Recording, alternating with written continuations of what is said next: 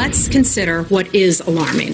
What is alarming: 2 ICBM tests in less than a month, 2 nuclear tests that took place last year. As a matter of fact, when there's an earthquake in China, I get many emails and calls from all of you asking, was it another nuclear test? That is how big of a deal this is, at what is going on. Let me finish. Okay, please. It is a big deal what is going on. It is a concern to the world, not just the United States. Those are alarming actions. They are provocative actions on the part of North Korea. The State Department firing back at critics of the president's fire and fury remarks, saying when it comes to North Korea, the administration speaks with one voice. Welcome, everybody. I'm Liz Clayman in for Neil Cavuto, and this is Your World. So the stock market fallout over mounting tensions with North Korea, we'll get to that in just a moment with the Dow closing down 38. But first, to Rich Edsand, who's at the State Department with the very latest. Rich. Liz, as the White House and North Korea exchange threats, Secretary of State Rex Tillerson is offering a much more measured tone. The Secretary of State, returning from a trip to Asia, is offering reassurance. I think Americans should sleep well at night, have no concerns about this particular rhetoric of the last few days. I think the president, again, as commander-in-chief, I think he felt it necessary to issue a very strong statement directly to North Korea. But I think what the president was just reaffirming is the United States has the capability to fully defend itself from any attack and defend our allies, and we will do so. And so the American people should sleep well at night. The State Department is squaring the sleep well at night comments with the president saying that the U.S. would unload fire and fury on North Korea. The State Department contends that the United States is speaking with one voice through multiple channels, like those of the Defense Secretary, the State Department, and the White House. Secretary of State Rex Tillerson is returning from nearly a week in Asia, pressing international counterparts to enforce new and existing sanctions against North Korea, to halt its sources of financing and cut it off from the world. Secretary Tillerson says he spoke directly with China and Russia while at an international conference in the Philippines. Tillerson notes that China and Russia have direct lines of communication with North Korea, and he's requesting that they use those lines of communication to get North Korea to halt its weapons development. Liz. Rich Edsand, thank you very much. So how did we get here? Let's put this into perspective. North Korea today has a nuclear warhead despite years of this.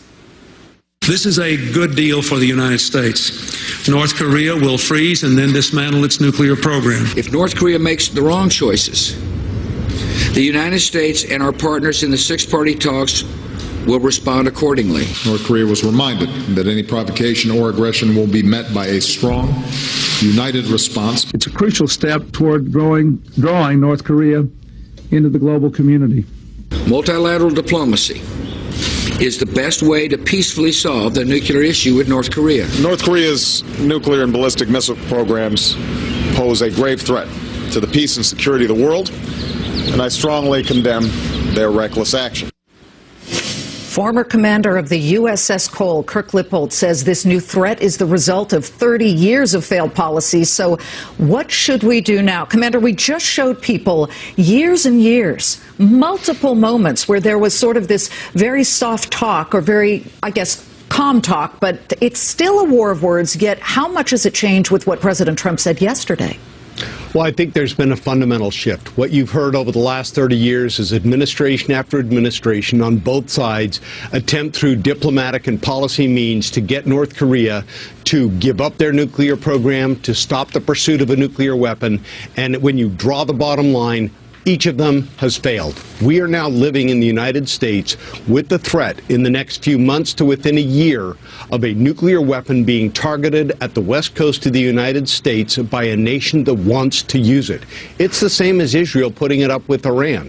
We should not tolerate this policy, and the key to it is going to be China. Did we miss a huge opportunity? This is almost a rhetorical question, really. When it was in its infancy stages, the nuclear program in North Korea, why didn't, you just reference Israel, why didn't we pull an Israel move like they did back in 1980 or so with OSIRAC, which was the Iraqi version of building up their nuclear plans and war, etc., like that. So the Israelis just came in and incinerated it in Iraq. They didn't wait.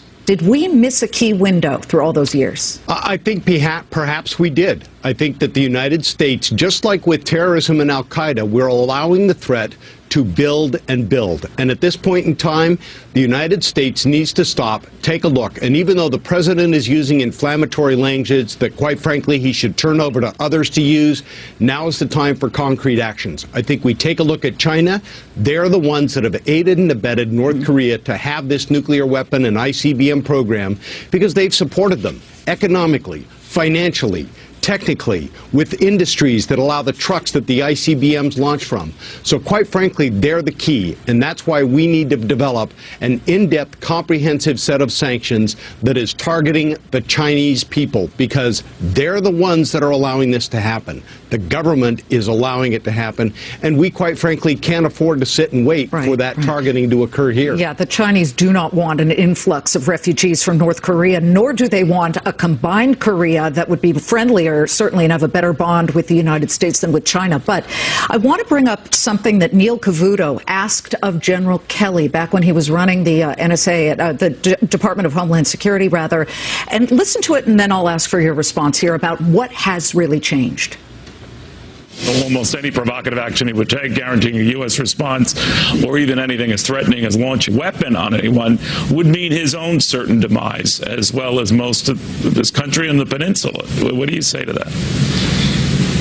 Yeah, I mean, I think he's a calculating kind of person. I mean, from this distance, we can't tell whether he's sane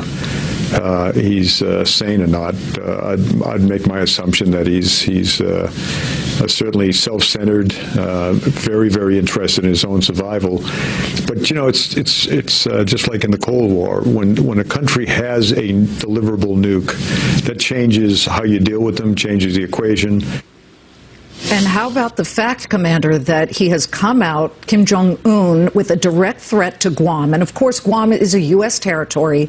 There are more than 100,000 people on that island. And when you look at the proximity in the region, this is extraordinarily important. And any attack on Guam turns out to be an attack on the United States, correct? So is it really different now? And why then would Rex Tillerson, who back in March had very clearly said that the threat from North Korea, quote, is imminent, is he now saying it's not imminent? I don't think he's saying it's not imminent. What he's saying is that the threat is not built to a point where we are going to need to fall to the last resort, which is going to be military action. I think he can still preserve the option where diplomatic sanctions can be put in, like I mentioned, across the spectrum. The blunt reality is the people in that region, South Korea and Japan, as well as the other Southeast Asian nations, are going to live with the consequences if the North Korean regime has to be toppled and their nuclear program destroyed through military action. We will need to build a consensus before we do it. It would be the best way to do it. But the bottom line is going to be the United States cannot be threatened by a country with nuclear weapons and stand idly by while that threat becomes a reality and the destruction of the United States could be imminent. We're talking an order of magnitude different from the 9/11 attacks. Don't let it build up like terrorism to the point where it comes here to the United States. We have to react ahead of time and take care of our national security interests first. Commander Lippold, thank you for coming on. Your expertise is really valued. We do appreciate it. Thank you, Liz. Here's what's a little stunning, folks. Simmering tensions that are about to boil over, it feels like, with North Korea push stocks lower today, but not that low. Still no major sell-off. Now, we did see some money going into safe havens like gold, even though the Dow did fall about 36 points. But you look at the level of the Dow Jones Industrials, it's still above 22,000. So wrap your mind around that, and you've got the market really seeming not to be shaken or stirred by all of this. Why? Let's bring in market watcher Larry Glazer. You're also a market participant, Larry. How resilient is this bull market, and what would be a tipping point for it? It's pretty amazing, Liz. So far, the global financial markets have really shrugged off the tensions in North Korea, and in part because it's been limited to rhetoric. Now, if you were to see these tensions really begin to escalate into actions, something that affected Guam or South Korea, a global economic powerhouse, then you'd see a precipitous decline. Then you'd see a panic in the markets. So far, no panic. That flight to safety, investors becoming concerned as they watch these events. But so far, they've held lockstep, much more focused on the improving economy in the United States, the improvement on Main Street and also the potential for tax cuts in this country. I think that's what's on investors' mind until something were to really get out of hand in North Korea, which we hope it doesn't. You know, you look at all of the major indexes, they were all red, and then you flip over to a certain sector. This may not surprise anybody, but defense stocks looked muscular. Now, when do you start to see the names like Raytheon, Lockheed Martin, L3 start to truly move? And that would certainly be because all of this rhetoric turns into actual sales, actual orders for the things like the Tomahawk missile, which Raytheon makes. Look, the ultimate flight to safety beyond gold and U.S. Treasury bonds are U.S. defense stocks, companies you know that we need to defend this country. We know under this administration, those are businesses that continue to thrive. They're going to see funding. You know, we've got a debt ceiling coming up in September, but we know these are businesses that we can't afford to lose and we can't afford to fall by the wayside. So as defense spending holds up with tensions around the world, these are going to be businesses that you continue to see grow, prosper, and hold up really well despite any global tensions that may come about. Okay, so we're all gripping the table waiting to see what happens there. But thank you so much, Larry Glazer. My pleasure. So put aside North Korea for a moment. What can we expect from Iran in the wake of all of this? Will that deal backfire? General Jack Keane is here, and conservatives pitch a fit over Mitch. Senate Majority Leader Mitch McConnell just said the president, who is frustrated at the lack of progress being made in Congress, has, quote, excessive expectations. Now the president is firing back. The explosive debate next. New worries this hour over the Iran nuclear deal. As we just showed you, President Bill Clinton cut a deal with North Korea back in 1994, and at the time, it was heralded. But look where we are now. Let's find out from General Jack Keane, who says be cautious now about what? About the nuclear deal? We know that President Trump is very, very much against it. He feels that already Iran has violated the spirit of it, General. So what do you think now happens in light of the fact that there are really big tensions now with North Korea? Well, first of all, we have to recognize that Iran and North Korea are like cousins. And Iran is actually executing the North Korean playbook in terms of developing a nuclear weapon and eventually ballistic missiles and eventually intercontinental ballistic missiles. The missiles that the Iranians are using now came from North Korea. The technology that they will use to advance their own nuclear weapon system comes from North Korea. When North Korea is testing a nuclear weapon, Iranian officials are normally present for that. So they are aligned together. And Iran, if it's ever permitted to acquire intercontinental ballistic missiles and nuclear weapons, they will become not just a regional menace, but they will become an absolute global threat and a global menace that will dwarf the North Koreans. Well, it'll sure make the supporters of this Iran nuclear deal look awfully stupid, because at this point, when President Trump talks about violating the spirit of the deal, he's talking about those missile tests that Iran has constantly done. And then, of course, on one of them, he wrote in Hebrew lettering, Israel must be wiped off the face of the earth. So at what point do the Europeans or the Soviets, forget it, but the Europeans at least say, that's not okay? And they may get burned, right? Yes. Every single year, it's interesting you mentioned that point about Israel. Every single year since 1980, when the Islamic Republic of Iran was established post-revolution and the ouster of the Shah, they have stated unequivocally, our intention is to dominate and spread the Islamic revolution throughout the Middle East. There are two objectives we have to achieve to be able to do that.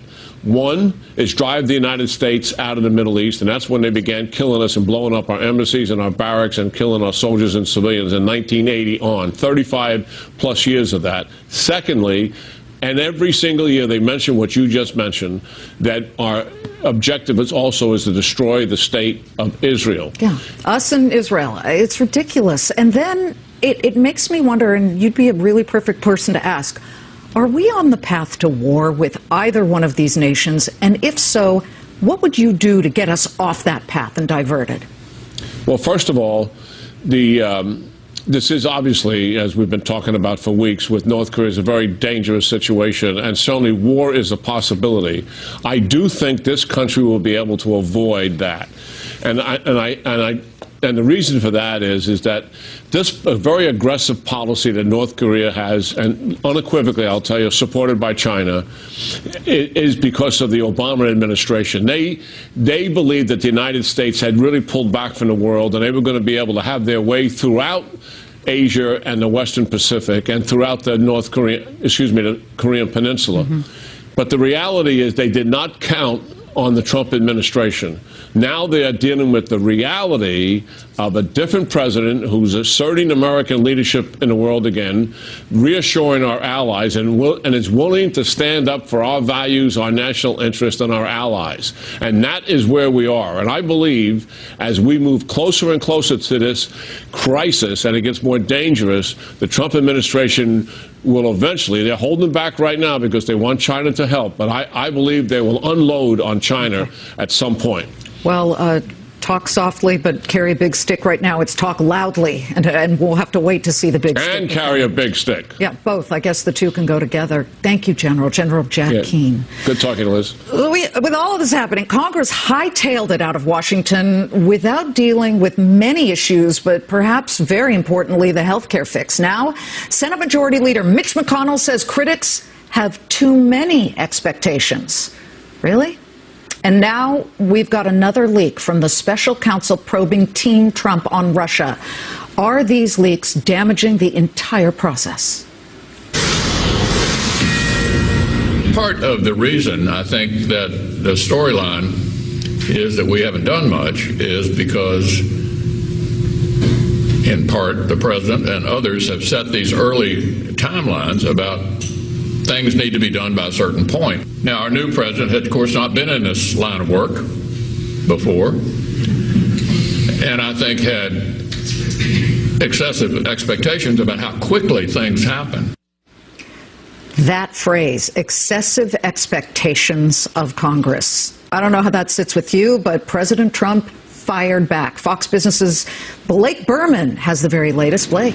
Yeah, hi there, Liz. The president did not appear too pleased with that explanation from the Senate Majority Leader Mitch McConnell. In fact, the president responded just a little while ago on Twitter, and here is what he said, quoting from his Twitter page. Senator Mitch McConnell said, "I had excessive expectations, but I don't think so. After 7 years of hearing repeal and replace, why not done?" the president questions. A close aide to the president is the social media director over at the White House, Dan Scavino. He sort of laid the groundwork to the response earlier today when he tweeted the following, quote, "More excuses. Senate Majority Leader must have needed another 4 years in addition to the 7 years to repeal and replace Obamacare." Now, while McConnell is shunning these deadlines, House leadership openly embraced an aggressive agenda.